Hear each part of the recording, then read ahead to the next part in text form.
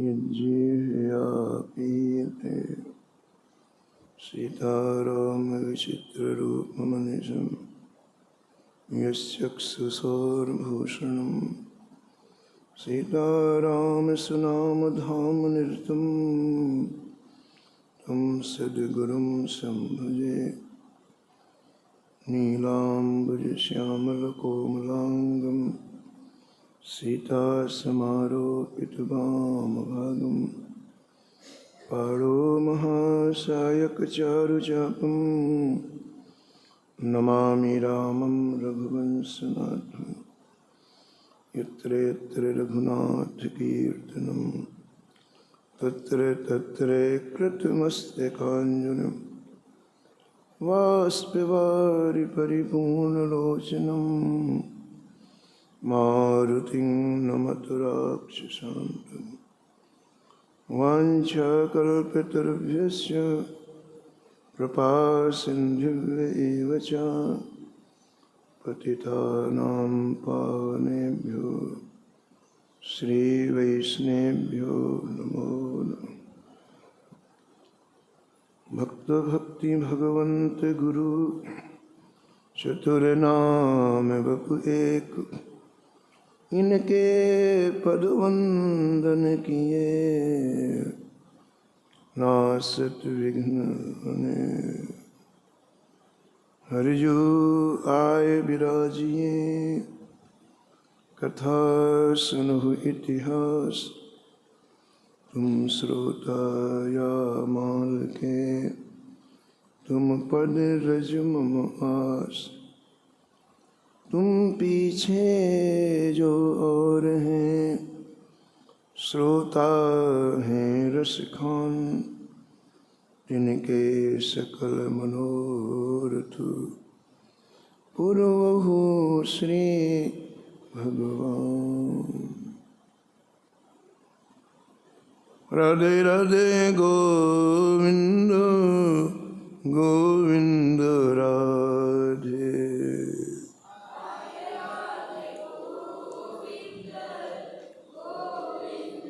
गोविंद राधे बोलो गोपाल राधे।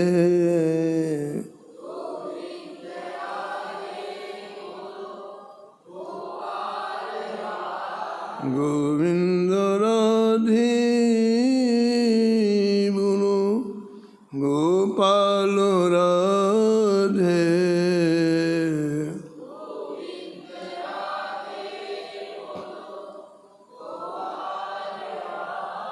राधे राधे गोविंद गोविंद राधे।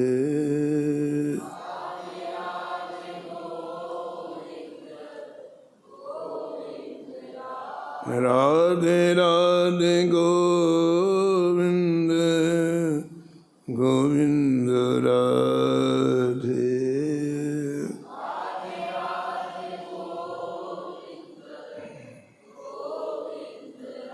गोविंद राधे बोलो गोपाल राधे।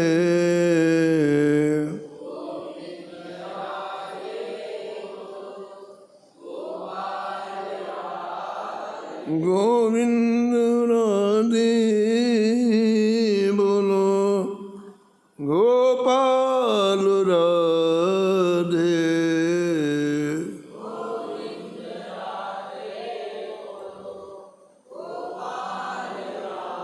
राधे राधे गोविंद गोविंद राधे।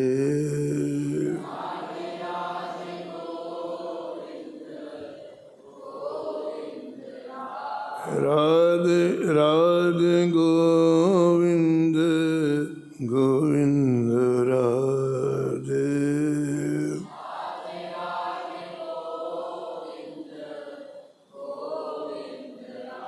गोविंद राधे बोलो गोपाल राधे।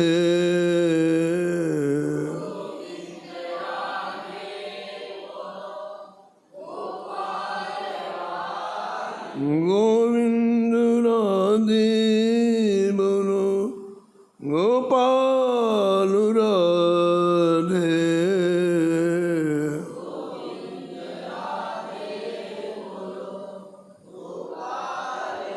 राधे राधे गोविंद गोविंद राधे।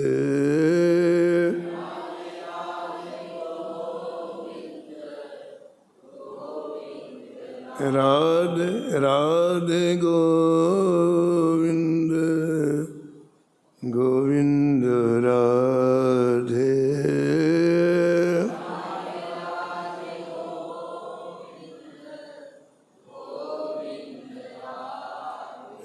राधे राधे गोविंद गोविंद राधे।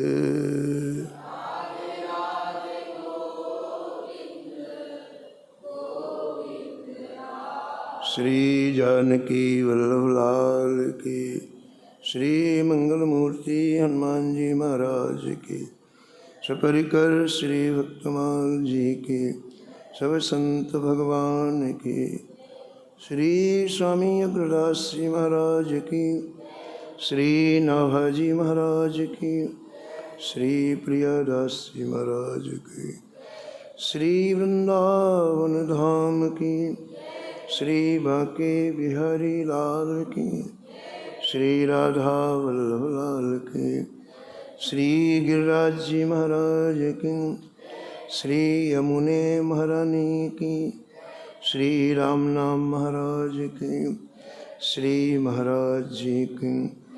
जय जय श्री राम।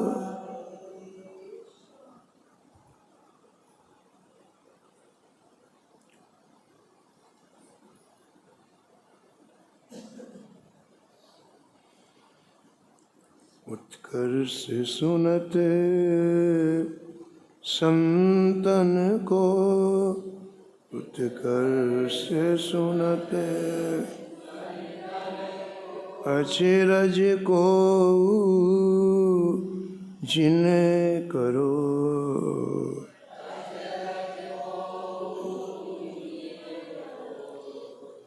दुर्वासा प्रतिश्याम दास वसता हरि भाखी।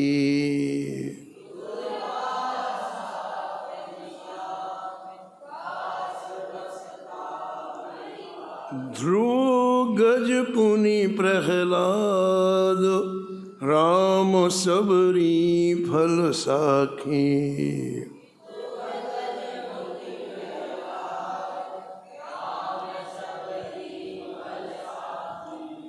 राजसूय जदुनाथ शरण ध्वजूठ उठाई।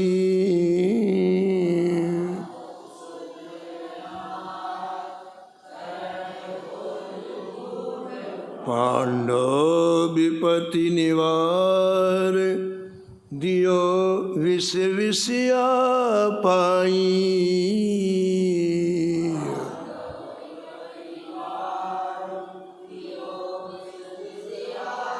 कलि विशेष परिचो प्रगटो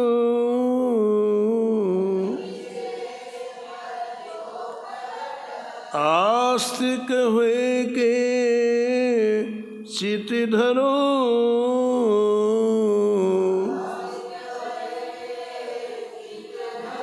उत्कर्ष सुनते संतन को, उत्कर्ष सुनते अचिरज को जिन करो।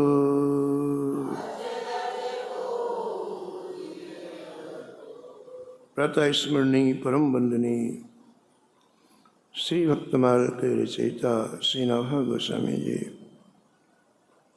इस छप्पे में संतों के उत्कर्ष का वर्णन किया है। ये श्री भक्तमाल जी का अंतिम छप्पे है।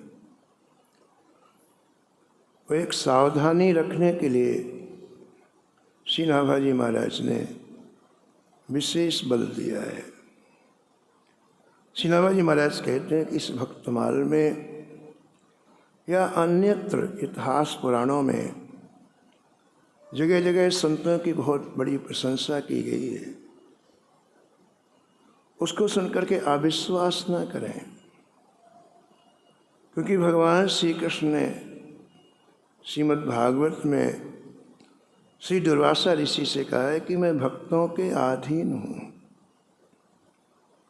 श्री ध्रुव, श्री गजेंद्र, श्री प्रहलाद आदि के चरित्र श्री रामचंद्र जी के द्वारा सबरी के फलों का आदर पूर्वक खाया जाना, ये संतों की उत्कर्ष की साक्षी है। श्री युधिष्ठिर जी के राजस्व यज्ञ में श्री कृष्ण ने श्री संतों के चरण धोए, उनकी जूठी पत्तलें उठाई। पांडवों के जीवन में अनेक बार बड़ी बड़ी विपत्तियां आईं, उनकी रक्षा श्याम सुंदर ने की। भक्त चंद्रहास को दुष्ट ने विष दिया, पर कैसी कृपा, उसके बदले में उन्हें विषया नामक राजकुमारी प्राप्त हुई, विषया नामक स्त्री प्राप्त हुई। तो ये चाहे सतयुग हो, चाहे त्रेता हो, चाहे द्वापर हो, प्रत्येक युग में संतों के उत्कर्ष का वर्णन प्राप्त होता है। इसलिए उसमें अविश्वास ना करें, कुतर्क ना करें। और फिर एक पंक्ति में कहते हैं कि कलयुग में तो ठाकुर जी ने विशेष कृपा संतों के ऊपर की। उन्होंने कितने चमत्कार प्रकट हुए हर संत के जीवन में। अतः कुतर्क को त्याग करके विश्वास पूर्वक आस्तिक बुद्धि से भक्त चरित्रों को हृदय में धारण करो। ये श्री नाभाजी महाराज ने अंतिम छिप्पे में सभी श्रोताओं से प्रार्थना की है।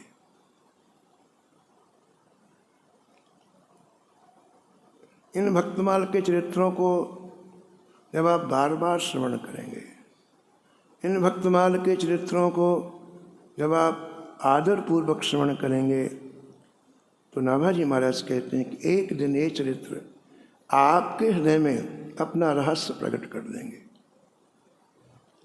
ये चरित्र किसी विद्या से प्राप्त नहीं होते हैं, ये चरित्र अनुग्रह से प्राप्त होते हैं, कृपा से प्राप्त होते हैं। तो जब हम अपनी मन को, अपनी बुद्धि को, अपने चित्त को रोज रोज इन चरित्रों को स्मरण करने में लगाएंगे, तो ये अनुग्रह करेंगे, कृपा करेंगे और भक्तों के चरित्रों का रहस्य हमारे हृदय में प्रकट कर देंगे। आस्तिक का तात्पर्य है कि यदि आप विमुख होकर कोई चीज़ श्रवण करेंगे तो आपके मन में संदेह उत्पन्न हो जाएगा।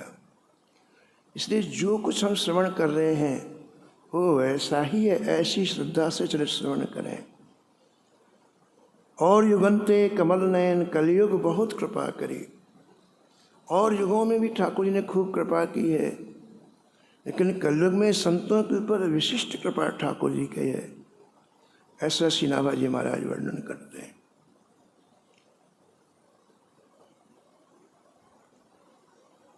श्री लालाचार्य जी का चरित्र आया है।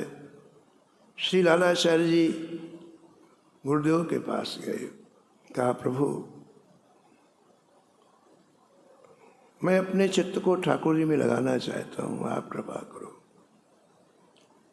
गुरुदेव ने कहा देखो भाई, तुम्हारा चित्त अभी जहाँ लगा है वहाँ से तुम्हें हटाना पड़ेगा। हर व्यक्ति का चित्त 10 जगह लगा हुआ है। जननी जनक बंधु सुत धारा, तन धन भवन सुहृद परिवार। चींटी से लेके ब्रह्मा तक सबका चित्त 10 जगह लगा हुआ है। और जब तक चित्त वहाँ लगा हुआ है तब तक भगवत प्राप्ति नहीं होगी। भगवत प्राप्ति चित्त में होती है, मन में होती है। मन ही हमारे पास नहीं है। मन हमने सड़क में दे दिया। मन हमने जहाँ नहीं देना चाहिए वहाँ दे दिया तो किससे भगवत प्राप्ति करेंगे? गुरुदेव ने कहा, देखो भाई, तुम्हें यदि इच्छा है कि भगवान के चरणों में हमारा स्नेह हो तो एक काम करना पड़ेगा, 10 जगह जो मन लगा हुआ है वहाँ से हटाना पड़ेगा। महाराज जी कैसे हटेगा मन? लालाचार्य जी ने पूछा कैसे हटेगा मन? तो गुरु जी ने कहा है कि संबंध जोड़ो। अरे तुमने संबंध जोड़ा कि ये माँ है, ये पिता है, तभी तो मन जाता है। रोज 100 लोग मरते हैं, देख हमको रोना आता है, एक बूंद आंसू आते हैं। और घर का एक छोटा बच्चा मर जाए तो रोते रोते दिन निकल जाए, उससे संबंध जुड़ गया। वो भी तो लोग हैं, उनसे संबंध नहीं है तो कोई फर्क नहीं पड़ता, 100 मरे 1000 मरे, लेकिन परिवार के किसी सदस्य संबंध जुड़ गया, उसको बुखार भी आ जाए तो रोना आ जाता है। तो गुरुजी ने कहा कि संबंध जोड़ो। संबंध से चित्त जाता है, मन जाता है। महाराज कैसे संबंध जोड़ूं? लालाचार्य जी ने पूछा। बोले देखो, भगवान से संबंध जोड़ने के पहले संतों से संबंध जोड़ो। संत सामने दिखाई पड़ते ना। भगवान से संबंध जोड़ने के पहले संतों से संबंध जोड़ लो। तुम भगवान को चाहते हो ना, तो उनके चाहने वालों को पहले चाहो। संत मतलब जिनके मन में, बुद्धि में, चित्त में अहर्निश भगवान की लीलाओं का स्फुरण होता है, जिनका अंतःकरण भगवान की लीलाओं के लिए प्लेटफॉर्म बना हुआ है। ना जाने कितनी लीलाओं का अवतरण उनके हृदय में होता है जिसकी कोई संख्या नहीं है। तो तुम उनसे संबंध जोड़ो, संतों से संबंध जोड़ो। तो लालाचार्य जी ने पूछा, महाराज कौन सा संबंध जोड़ूं? तो गुरु जी ने कहा कि संतों को तुम भगवान के समान मानो। क्या कहा? संतों को तुम भगवान के समान मानो। तो श्री लालाचार्य ने कहा, गुरु जी मैं झूठ नहीं बोलूँगा, लेकिन मेरे अंतःकरण की स्थिति नहीं है कि मैं संतों को भगवान के समान मानूं। तो गुरु जी ने फिर दूसरा विकल्प दिया, तुम संतों को अपने भाई के समान मानो। जैसे भाई के साथ तुम्हारी ममता होती है, प्रियता होती है,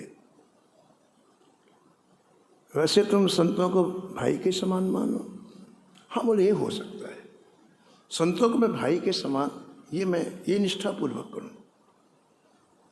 संबंध जुड़वा दिया, दीक्षा दे दी, और महाराज जाकर के वो भजन करने लग गए।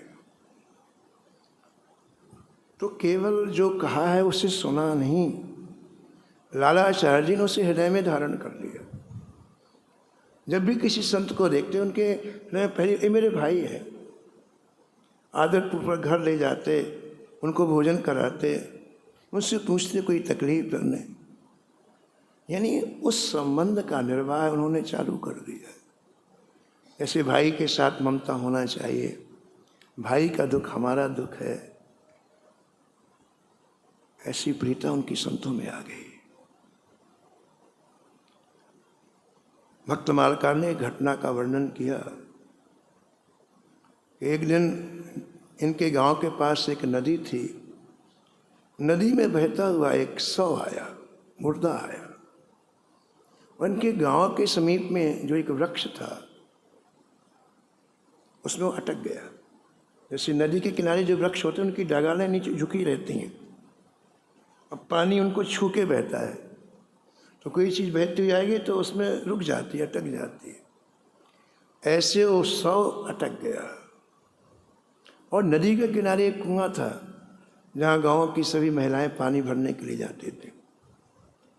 तो किसी महिला ने व्यंग किया लालाचार्य जी की पत्नी से, देखो ये तुम्हारा देवर है,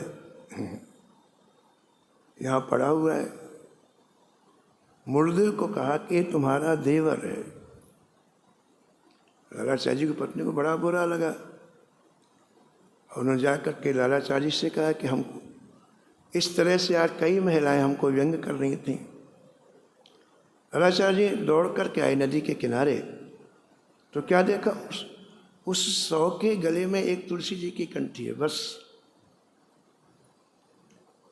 इतने मात्र से संबंध जोड़ लिया, ये मेरा भाई है। एक तुलसी की कंठी थी, ये मेरा भाई। मेरा भाई होता तो मैं उसको ऐसा पड़ा रहने देता क्या? आपने विचार की नहीं।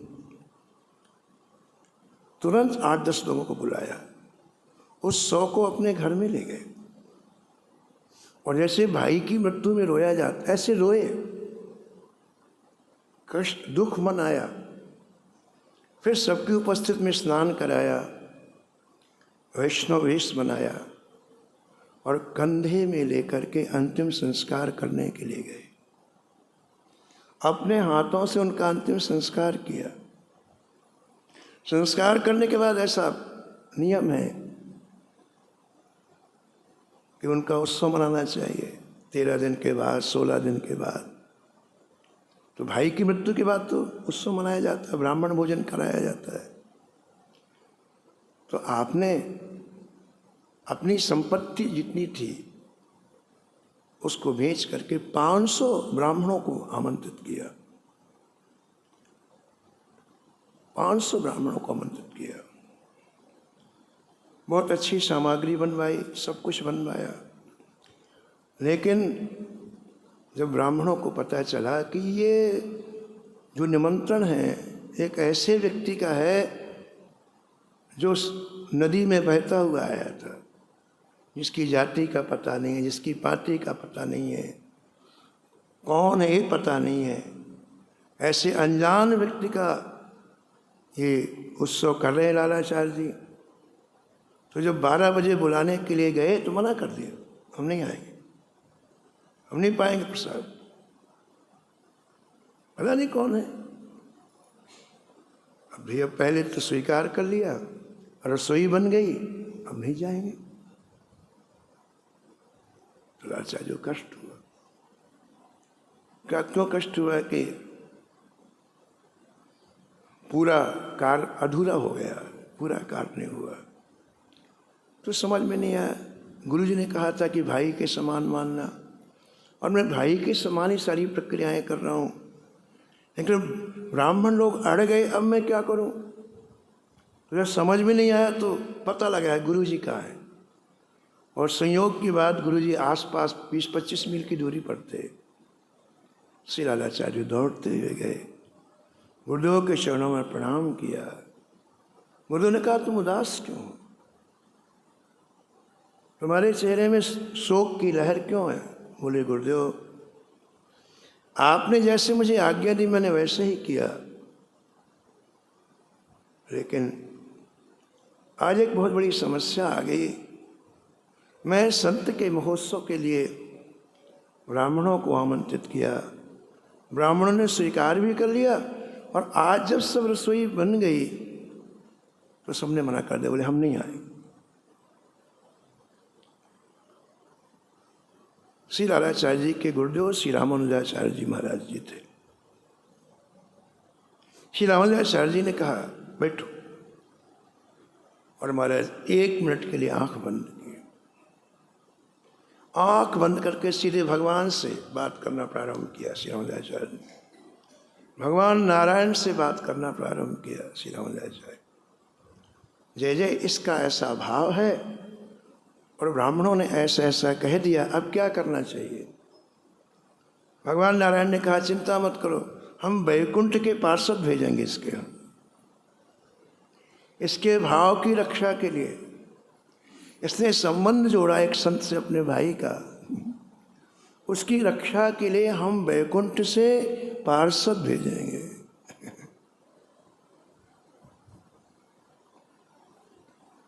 कौन प्रभु की रीत ऐसी, कौन प्रभु की रीति,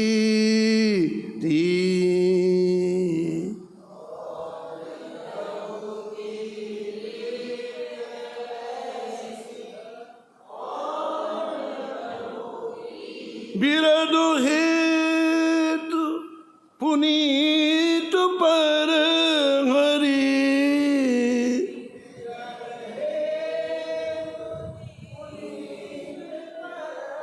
विरह हेतु पुनीत पर हरि,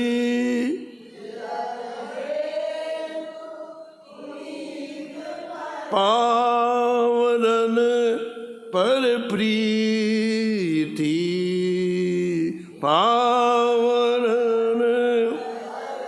कौन प्रभु की रीत ऐसी, कौन प्रभु की रीति।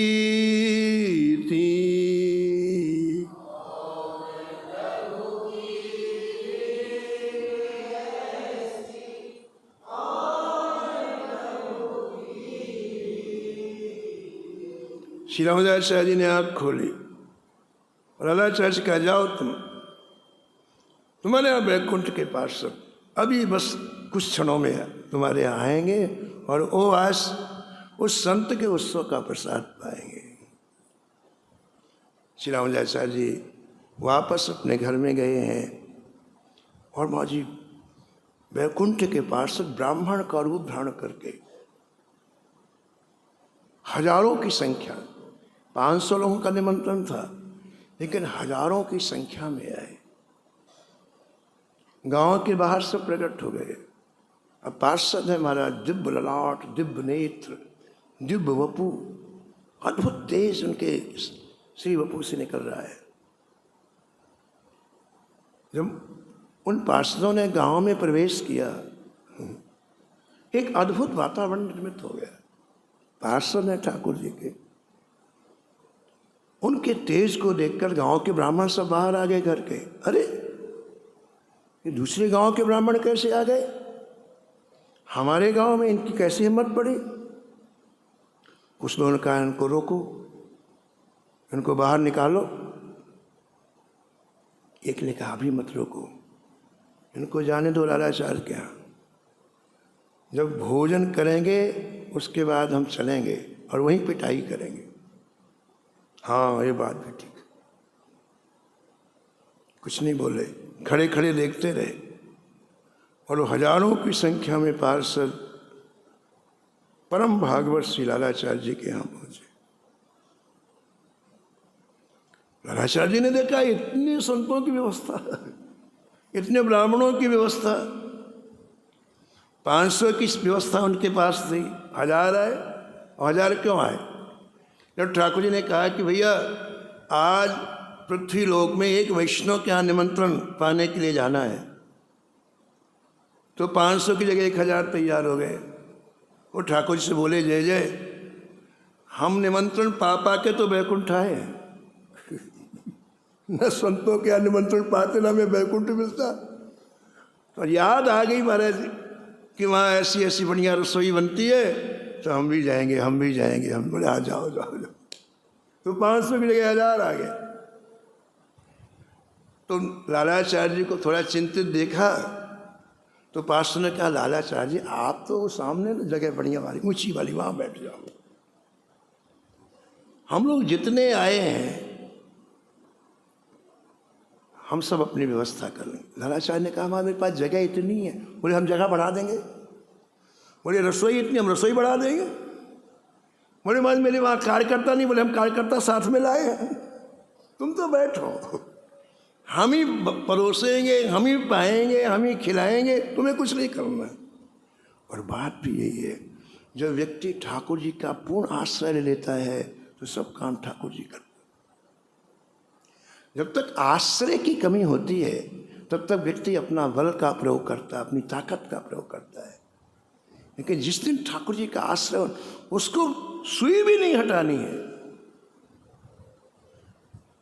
अपबल तपबल और बाहुबल, अपबल तपबल चौथो है बलदान।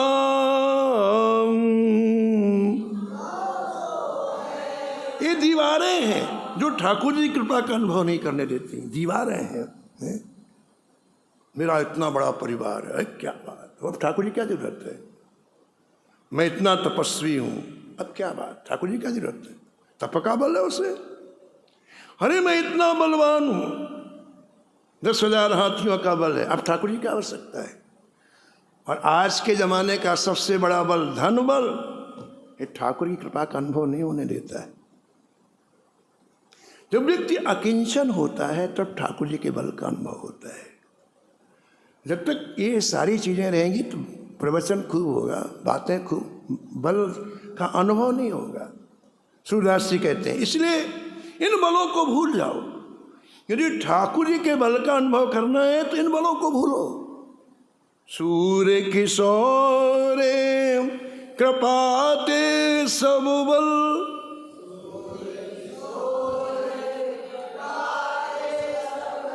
हारे को हरि नाम, हारे को। यह हारने का तात्पर्य अकिंचिंता, यह हारने का तात्पर्य आश्रय रहित होना, दुनिया के आश्रय से आश्रय रहित होना। निर्बल का तात्पर्य नहीं है कि दुबला है, पतला है, खाने को नहीं मिलता। निर्बल का तात्पर्य है अब जीवन में उसके किसी का बल नहीं है, केवल ठाकुर का बल है। तो उपासना ने कहा कि आप तो बैठे थे, हम सब कर लें। अब बढ़िया, क्या महाराज सुंदर आसन बिछ गई अपने आप, और उपासक लोग महाराज सोने की बाल्टियों में परोसने लगे। अब क्या बात, सब मामला वैकुंठ का उतर आया। ऐसी सुगंधी प्रसाद से आ रही है इसका वर्णन नहीं किया जा सकता है।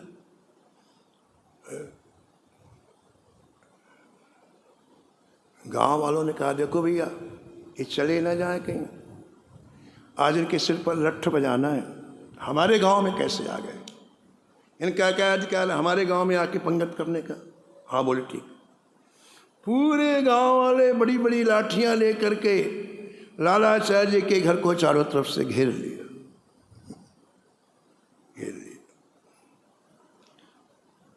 महाराज बार बार जय जयकार हो रही थी पंगत में। तो बोलो नारायण भगवान की, बोलो जानकी वल्लभ लाल की, बार बार जय जयकार हो रही थी। अब वो सोच रहे थे बस तीसरी जयकार हुई कि हम लोग टूट पड़ेंगे लट्ठी लेके।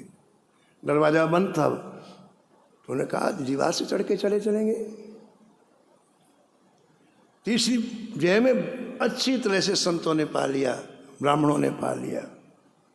और पाने के बाद वो तो पार्षद थे, जहां बैठे थे वहीं से सीधे उड़ करके वैकुंठ जाने लगे। आए थे पैदल, दिखाने के लिए उनको कि हम आए हैं, अब जाना है। तो जहां बैठे थे वहीं से उठे, ऐसे जैसे एरोप्लेन उठता है ना, ऐसे उठे और उठ करके सीधे जब बाउंड्री के ऊपर आकाश में, अरे भैया ये कौन है? ये तो आकाश में जा रहे हैं। जब देखा तब किसी ब्राह्मण ने कहा अरे भैया लगता है कि ये वैकुंठ से आए थे, इतना दिव्य तेज है इनमें, इतनी इनकी सरस वाणी है, जय जयकार करते हैं तो लगता है बोलते रहे। और उनके देखते देखते सभी पार्षद वैकुंठ चले। और देखो जब पार्षदों का दर्शन किया तो बुद्धि शुद्ध हो गई। और जब व्यक्ति की बुद्धि शुद्ध होती ना तो उसमें दीनता आती। ये परिचय है, आपकी बुद्धि यदि शुद्ध हुई ना तो सबसे पहले आप में दीनता आएगी। यानी अहंकार ही सारे अनर्थों की जड़ है। जितने हमारे शास्त्र प्रतिकूल आचरण होते उसमें अहंकार प्रमुख। अहंकार ही दुनिया भर के पाप कराता है, दुनिया भर के। लेकिन वो अहंकार जब गलित होता है तो व्यक्ति को पश्चाताप होता है। और महाराज उन सब ब्राह्मणों को पश्चाताप हुआ, अरे राम राम, हमारे नगर में वैकुंठ के पार्षद आए, हम कितने गए भी थे, क्यों उनको बंधन नहीं कर पाए, उनको चरण स्पर्श नहीं कर पाए, रोने लग गए। और रोते रोते महाराज सबने कहा अब एक काम करो, उनकी पत्तलें पड़ी होंगी, चढ़ करके हम लोग सीट प्रसादी पाते, कुछ तो दाने मिल जाएंगे। बोले हाँ। सब कूद कूद करके आए और हमारे जो पत्तलें पड़ी थी पार्षदों की, कोई एक दाना लेके खा रहा है, कोई पत्तलों को चाट रहा है, कोई दोने को चाट रहा है। लालाचार्य जी के पास गए, चरण पकड़ लिए, कहा लालाचार्य जी आप हमें क्षमा नहीं करेंगे तो ठाकुर जी भी क्षमा नहीं करेंगे। जो अपराध भक्त कर करी, राम रोष पावक सो जरी। भगवान अपने अपराध को क्षमा कर देते हैं, लेकिन यदि कोई भक्त का अपराध करता है तो ठाकुर जी क्षमा नहीं करते। चरण पकड़ लिए, रोने लग गए। अब संत की प्रकृति देखो आप, संत का स्वभाव देखो आप, यही तो ठाकुर जी सुनना चाहते हैं। श्री ठाकुर जी संत के हृदय से निकला हुआ शब्द सुनने के लिए भक्तमाल की कथा में सबसे आगे बैठते हैं और सबसे पहले आते हैं। श्री ठाकुर जी भक्तमाल की कथा में सबसे पहले आते हैं, सबसे आगे बैठते हैं। संत के मुख से जो शब्द निकलता है ठाकुर जी को बहुत प्रिय है। उसमें मिलावट नहीं होती है, उसमें सहजता होती है, उसमें मौलिकता होती है, इसलिए उसमें बड़ी मिठास होती है।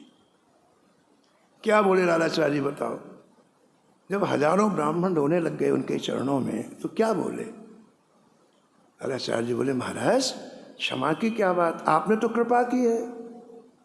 यदि आप प्रसाद पाने आ जाते तो वैकुंठ के पासों का दर्शन कैसे होता है? आप नहीं आए, कितनी बड़ी कृपा की, तो उनका दर्शन हमें मिल गया। ये तो आपकी कृपा से न हुआ। यदि आप आ जाते तो उनका दर्शन, आपने बड़ी कृपा की, आप नहीं आए तो मैं वैकुंठ के पासों का दर्शन।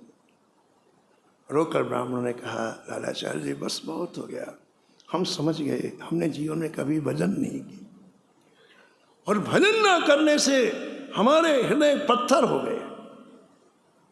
ध्यान रखना, हमने लाखों जन्म में संसार का चिंतन किया है, अंदर बिल्कुल मामला बिल्कुल बेकार है, चट्टान बना हुआ है, चट्टान।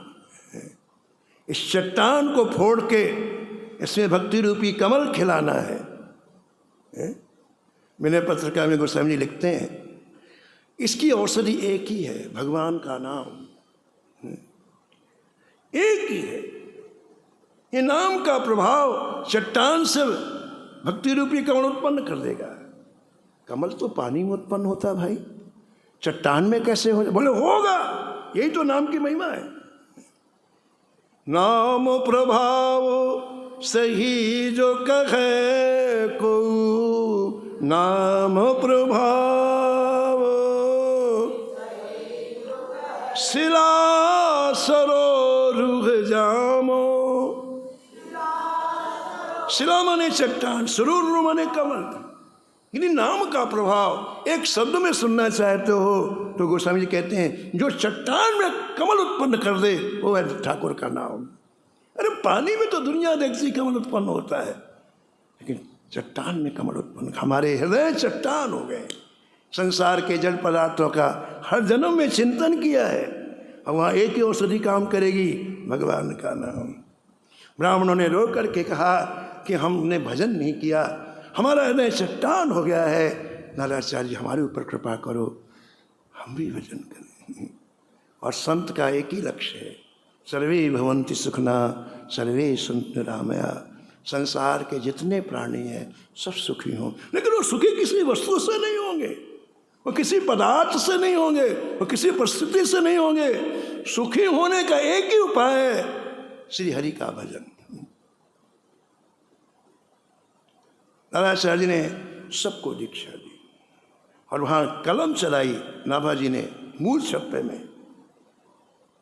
लालाचार्य जी के मूल छप्पे में कलम चलाई नाभाजी ने। लालाचार्य लक्षदार, लालाचार्य प्रचुर भई महिमा जगत, प्रचुर भई। श्री लालाचार्य जी का वैशिष्ट देखो कि उन्होंने 1 लाख वैष्णव बना दिए 1 मिनट में। लक्षदा माने 1 लाख। यही संत करते हैं, संत कोई चमत्कार नहीं दिखाते हैं। लेकिन संत चाहते हैं कि मानव जीवन प्राप्त करने के बाद अभी व्यक्ति नरक न जाए, भगवत प्राप्ति करे। तो इन आश्चर्यों को सुन करके अविश्वास न करें। श्री नाभाजी महाराज अंतिम छप्पे में कहते हैं इनमें हृदयंगम करें, इनको हृदय में धारण करो, तब हम भक्तमाल का पूरा लाभ ले पाए। जय जय श्याम जय जय श्याम, जय जय श्री वृंदावन धाम।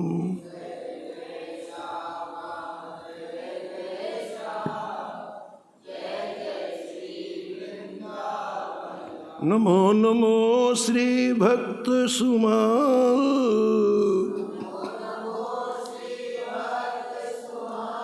जाके सुनत महात्म नासत, उर झलकत राधा नंदलाल।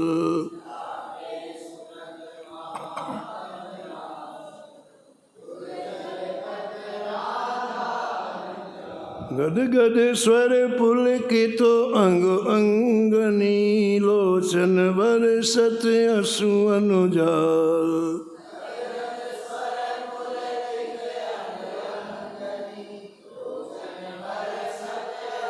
उतर जात अभिमान ब्याल विष, लेत जीवाय सुरस तेहि काल।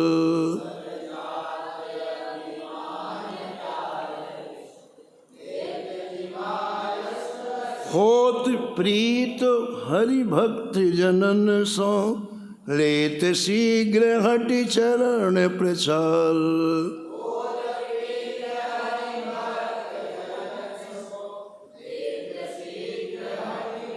तजत कुसंग लेत सतसंगति, भाग जगत को अद्भुत भाल।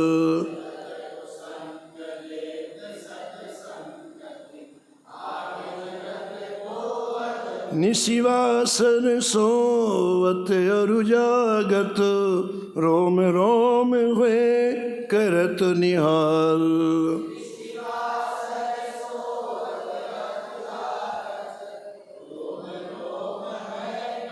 श्री अग्र नारायण दास प्रिया प्रिय, प्रगति जीवन रसिकर साल।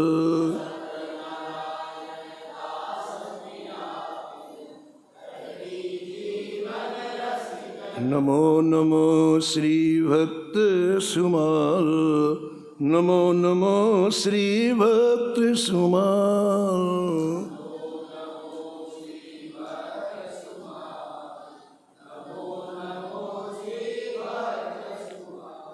सीताराम सीताराम सीताराम सीताराम, राधे श्याम राधे श्याम राधे श्याम राधे श्याम। जय जय सीताराम सीताराम सीताराम सीताराम। हाँ हाँ राधे श्याम राधे श्याम राधे श्याम राधे श्याम। हाँ सीताराम सीताराम। जय जय राधे श्याम राधे श्याम। जय जय सीताराम सीताराम। जय जय राधे श्याम राधे श्याम। श्री जानकी वल्लभ लाल की, श्री मंगल मूर्ति हनुमान जी महाराज की। सपरिकर श्री भक्तमान